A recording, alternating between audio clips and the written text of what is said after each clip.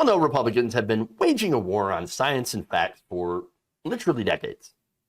Now, they've been doing so, of course, by targeting public schools, defunding them, trashing teachers' unions, going after them, labeling anything that has to do with embarrassing racial history as critical race theory, which isn't even taught in K through 12 education, by the way, and try to push creationism in schools by forcing teachers to teach the controversy. What controversy? Well, the controversy that doesn't exist, of course. Now, they also push for public investments in private charter schools, of course, giving public money to private corporations. That takes funding away from public schools and goes into often religiously based organizations and schools. And they try to entice people through, of course, vouchers to transfer their children there with the promise of a fully funded, better education. Now, oftentimes that's not the case. Michigan's a great example of the failures of charter schools. And this story as well is another example of failure. Now, a Redditor claiming to be a parent who sends their kids to a private school in a rural area of Texas recently shared a paper outlining a school project. So now the username is SR Mackman, and here's what they wrote. My daughter has a project at her private school, the negatives of living in rural Texas. And so it reads as follows. Statement. Scientists claim that dinosaurs lived over 200 million years ago. Everything you read isn't true. They go on to, of course, contradict the everything you read isn't true by saying, the Bible is the only book that is completely true. If you read the Bible and study its history, you will see the world can't be that old. The Bible tells us that God created the world about 6,000 years ago, not millions of years ago. Another statement. Scientists believe that animals today evolved and have adaptations from dinosaurs. Response. Many people do not want to believe that God created everything. They want to believe that everything happened by chance. They want to believe that somehow things just started to exist without God and form into all the amazing and wonderful creatures we have today. Did the person who wrote this, who started this project, and I don't even see what the whole point is, but the Redditor only shared like one single page, so we don't know like the depth of this project. But from what I'm seeing, like, did this person never hear of birds? Birds are the literal descendants of dinosaurs. I mean, and again, we find out that it was most likely dinosaurs were not covered in scales, but actually feathers. So not only that, but did you know that there are some species of crocodile who actually lived about 140 million years ago that are nearly unchanged from that same time period? So that's a species that has been incredibly successful in their niche and hasn't really needed to evolve all that much. It's kind of amazing how that works. And so now let's go on to the next statement. And this is great. Scientists are smart. They study things like this all the time. Response. Scientists don't know everything, especially things that happened before they were born. Oh, is that the criteria? They make lots of mistakes, and sometimes they want to believe something so bad. Ah, yes, something so bad. And that's, of course, the cutoff. Now, here's the thing. Of course, scientists don't know everything. The whole point of science is to discover things, is to come up first with a hypothesis, test a hypothesis, and see what the answer is, what the result is. If they're wrong, they go back to figure out where they went wrong and try something else. If they're right, they continue to do more testing. They share their findings with their other scientists and do peer review. Other scientists can then test it and figure out if they did something wrong.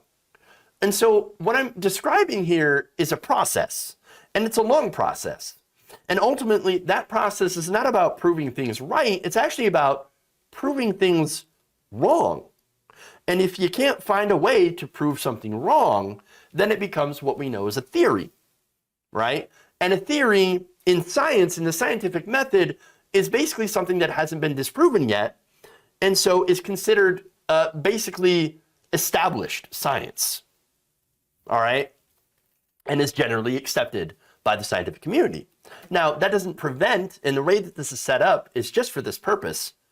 Later on, future scientists, when they start to know more things, they can come in and they can run more tests and experiments and do more observations with newer equipment or newer technologies or more ideas to go and again try to prove these theories incorrect.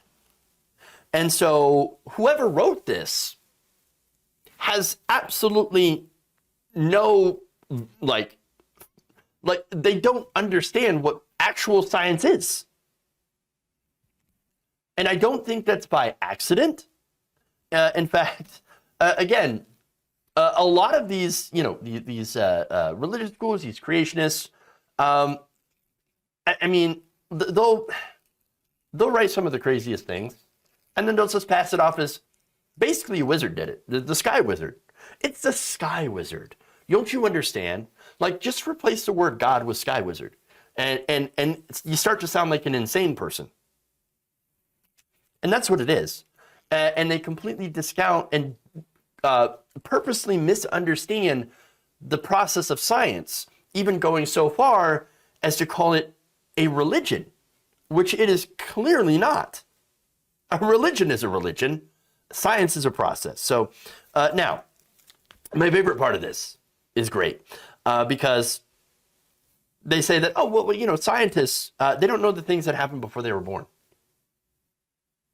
Okay, but there's something called history, that, I mean, it's a very interesting argument because did they realize that the Bible was written almost 2,000 years ago? Over 2,000 if you count the Old Testament. And by the way, within that time period, it was translated, rewritten, revised. There was the Council of Nicaea that went through and threw out texts that they didn't like. They took things out they didn't like and kept things in. And so but hey, it's the scientists that don't know. That's what it is. It's the scientists, because at that time, they weren't even born. Okay, but the writers of the Bible, however, a lot of them also were not born at that time. Yet somehow they are correct. Because how? It doesn't make any sense. And look, here's the thing, though. I'm not trying to trash religious people. I'm not actually trying to trash faith here, right? So now, and the reason I can say that is because it's fine if you believe in a God. I don't have any problem with that. But you got to understand that the Bible is a work of man. And it's filled with weird contradictions, parables, and basically rules to live by. And by the way, there's also an entire section that tracks the genealogy of ancient Israelites.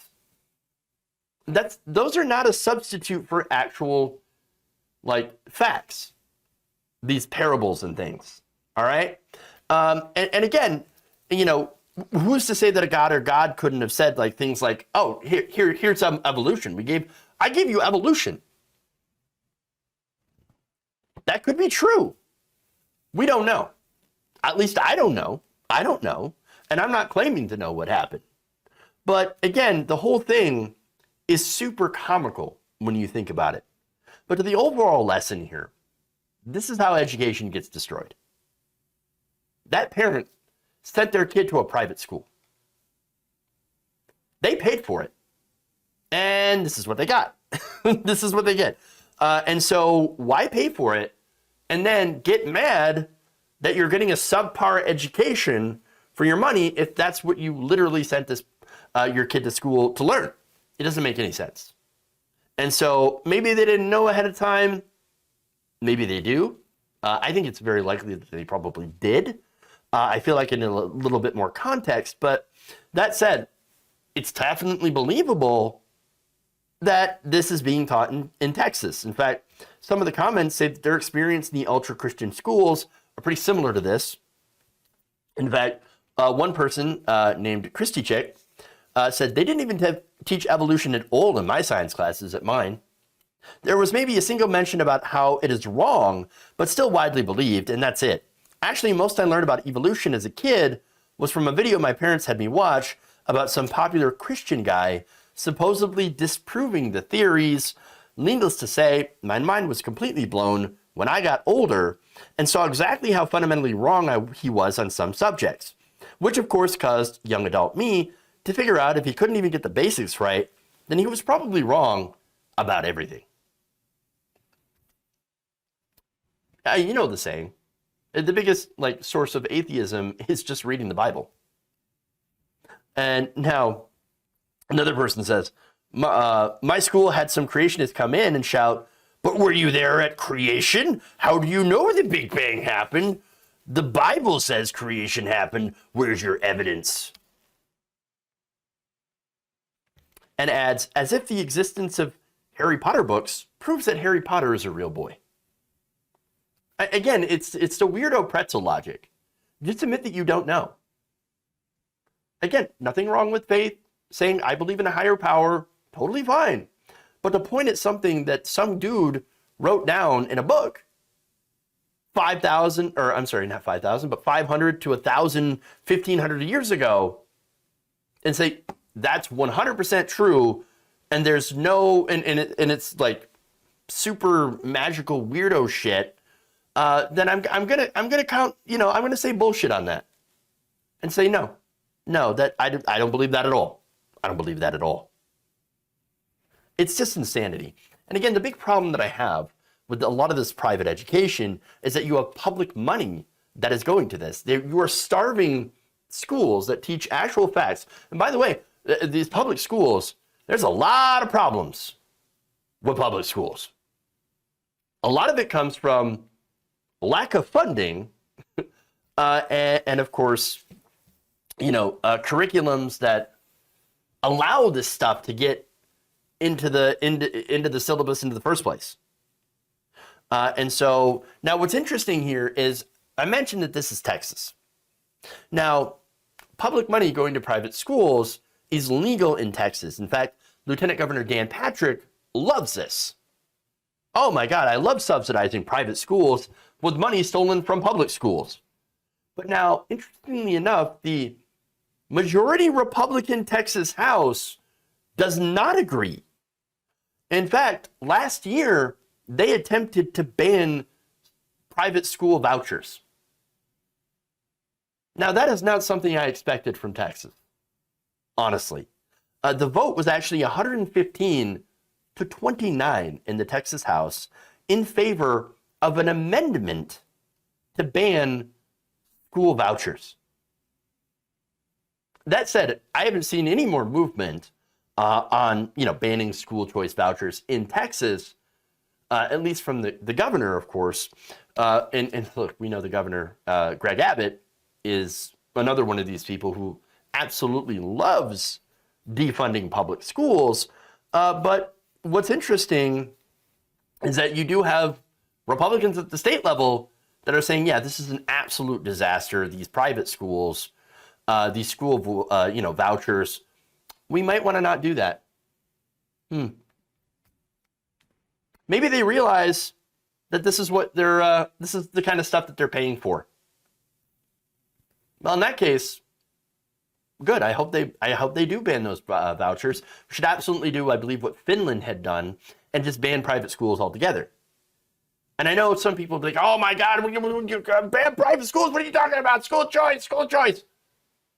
The reason that a lot of people take their kids out of these schools is because they're underfunded.